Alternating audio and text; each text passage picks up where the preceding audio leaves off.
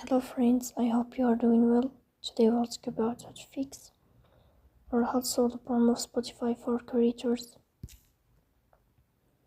You will go to settings as you see and you will click in this page. You will go to apps, default apps, app settings. In this page, you will search about the application of Spotify and you will click here.